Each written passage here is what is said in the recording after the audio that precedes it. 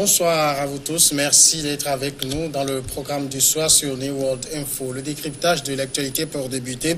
Nous irons ce soir en Côte d'Ivoire où l'aile dure du Front populaire ivoirien, fondé par l'ancien président Laurent Gbagbo, a demandé mardi le report des prochaines élections locales d'octobre, réitérant sa demande de réforme de la commission électorale indépendante.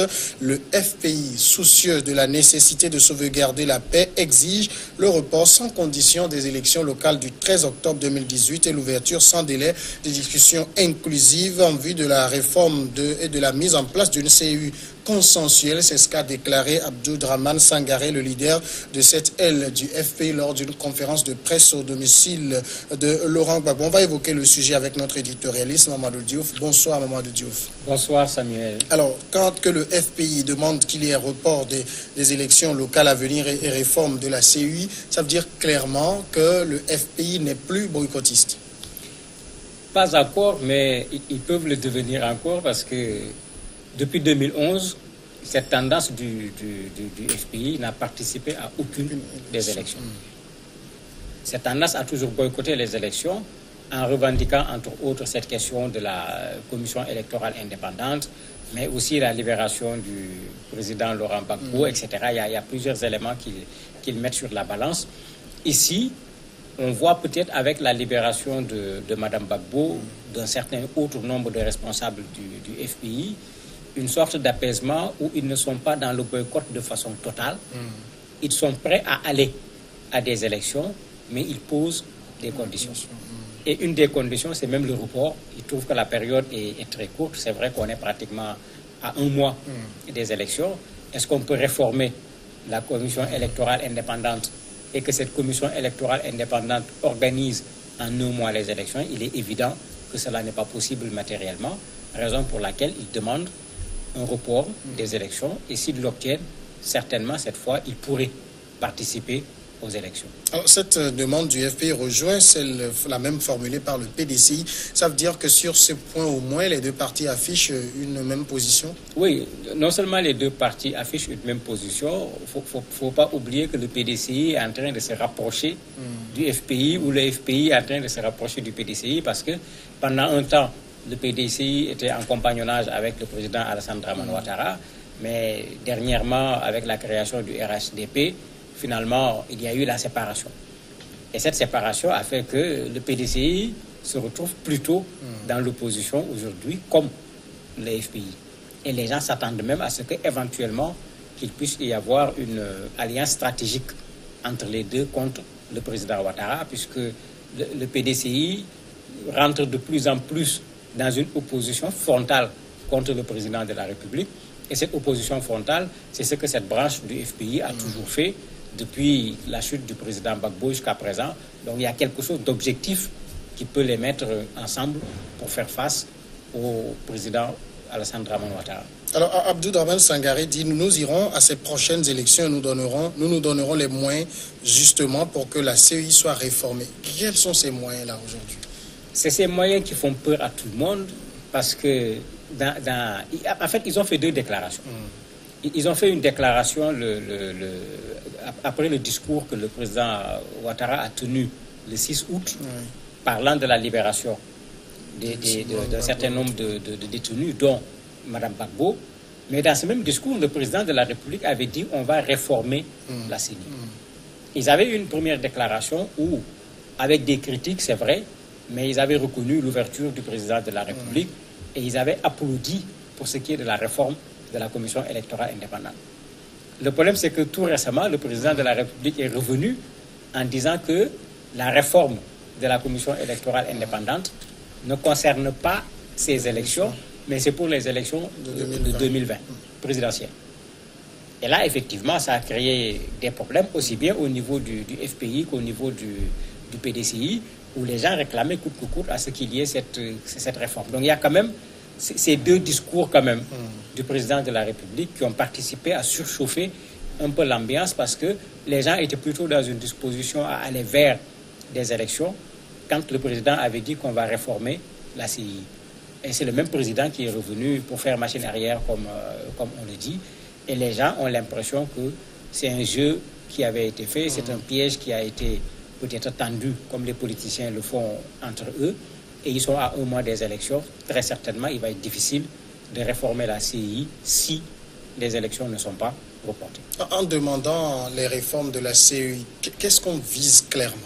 En fait, le problème, c'est que de plus en plus dans nos pays, puisqu'on ne fait pas confiance à l'État directement pour l'organisation des élections, il y a une sorte de délégation de cette organisation des élections. Eux, ils parlent de CEI, d'autres parlent de CENI. Donc, il y a un enjeu là-bas. C'est là-bas où se trouve le fichier électoral. C'est là-bas que se trouve, comme c'est le cas de la RDC, la machine à voter, qui maîtrise la machine, qui sait qu'est-ce qu'il y a dedans, qu'est-ce qu'on a programmé dans la machine.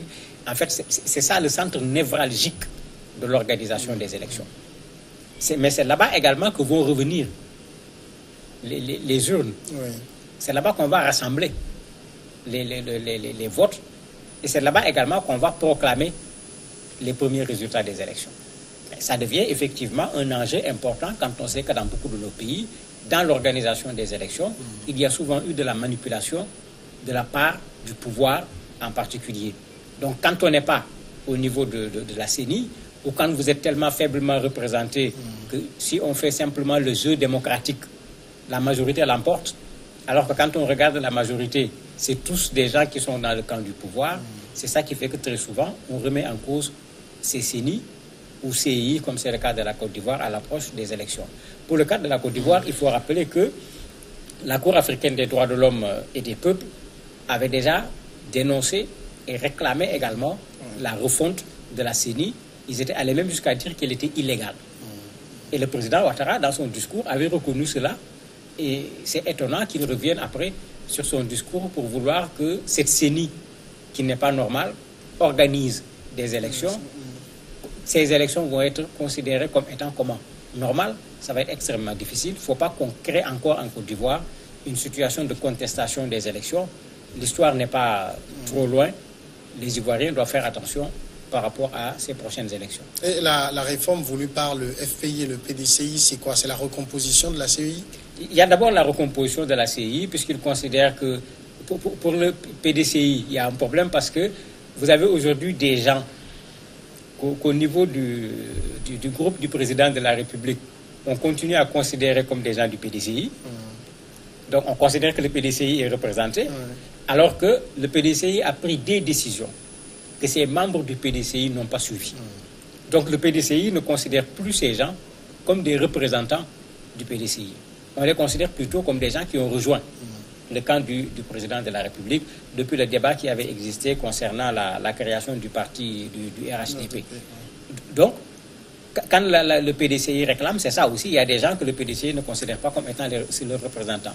Le FPI n'est pas représenté puisqu'ils ont toujours demandé depuis 2011 la refonte. Ils ont toujours boycotté les élections parce qu'ils ne se sentaient pas concernés. Et la Cour africaine des droits de l'homme pose ce problème en disant que la CEI, tout comme les élections, tout doit être fait de façon inclusive. Cela veut dire qu'il y a des gens qui devaient être là et qui ne sont pas là. Donc il faut pouvoir les intégrer et c'est cette intégration qui nécessite qu'on puisse réformer la CEI. Alors aujourd'hui, au sein du PDCI lui-même, est-ce que la bonne ambiance est revenue parce qu'on a quand même 2 ailes PDCI? Mais non, la bonne ambiance n'est pas revenue puisque bizarrement pour les élections législatives, on a vu des individus, membres du PDCI, qui sont sur 2 listes électorales. La liste du RHDP et en même temps la liste du PDCI. Ce qui, bien sûr, juridiquement même n'est pas possible. On ne peut pas être candidat aux mêmes élections sur 2 listes différentes. Est-ce qu'ils sont toujours membres du PDCI? C'est pourquoi je posais tout à l'heure le problème. Est-ce que c'est des anciens membres du PDCI qu'il faut dire? Ou bien ils sont toujours membres du PDCI? Parce que dans le PDCI, il y a des gens qui étaient d'accord avec le fait qu'on crée le parti unifié. Il y a d'autres qui n'étaient pas du tout d'accord. Donc il y avait déjà ce problème à l'intérieur du PDCI et qui se reflète ici. Il y a d'autres qui ont décidé dans la semaine, d'ici peut-être la fin de la semaine, d'aller voir le président Henri Abidjan, d'aller à Daoukro pour lui montrer leur opposition à ce que des élections soient organisées avec la même commission électorale indépendante. Et certains même parmi ces cadres vont jusqu'à dire que s'il le faut, ils vont s'associer avec le Fonds populaire ivoirien pour boycotter ces élections. Mais on n'a pas encore entendu le président Henri Konan Bédié sur cette question-là. Le même problème se pose également avec le FPI. Bon, le FPI, c'est différent parce que le FPI Sangaré, si je peux l'appeler ainsi, c'est clair, ils vont boycotter. Le FPI qui a de tout le temps participé aux élections, eux, le problème ne se pose pas, puisque malgré qu'ils avaient quand même eux aussi contesté l'organisation des élections, contesté la CI, ils avaient quand même accepté de participer aux élections. Donc, au niveau du FPI, la coupure est là depuis fort longtemps, puisqu'avec Sangaré, les gens avaient continué à dire que le premier responsable du FPI, c'est le président Laurent Gbagbo. Ce n'est pas parce qu'il est au niveau de la CPI qu'on va le remplacer. Les autres avaient dit non, on ne peut pas être en phase d'élection et dire que parce que le président Gbagbo n'est pas là, on ne va pas avoir un candidat. Il faut qu'on puisse avoir un candidat. Et ça avait divisé le FPI à l'époque en deux. Et cette division est toujours là. Peut-être que Mme Gbagbo va pouvoir rapprocher ces deux camps avec ces élections. On ne sait pas encore. Juridiquement, est-ce que ça ne pose pas problème qu'on ait deux partis dirigés par deux personnes ou le même parti dirigé par deux personnes ou le même parti qui porte deux noms? On l'a vu dans plusieurs pays. Ils vont aller au tribunal. On va regarder c'est le nom de qui est sur le premier papier, parce que généralement c'est ce qu'on fait. L'autre va ajouter quelque chose. On a vu dans beaucoup de pays, on va mettre FPI-R, FPI réformiste, ou bien FPI-A, FPI authentique. En fait, finalement, d'un point de vue juridique, c'est comme ça qu'on règle souvent ce problème. Il y a une lettre qu'on ajoute au niveau de l'appellation, et ça permet de distinguer deux FPI sur la base des deux personnes qui dirigent ces deux FPI qui viennent en fait du même parti. Est-ce qu'il est certain aujourd'hui que le FPI conserve quand même sa popularité dans le temps? Ce n'est pas évident, parce que le FPI qui a participé aux élections n'a pas montré grand-chose.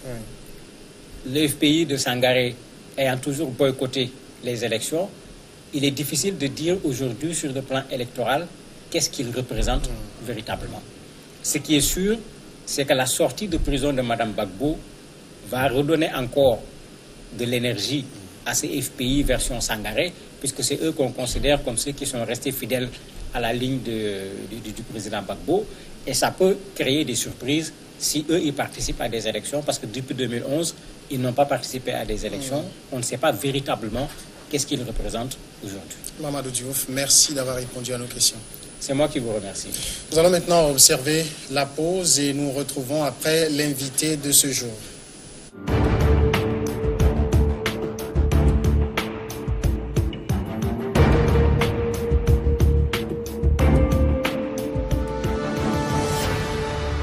L'éducation est la base du développement.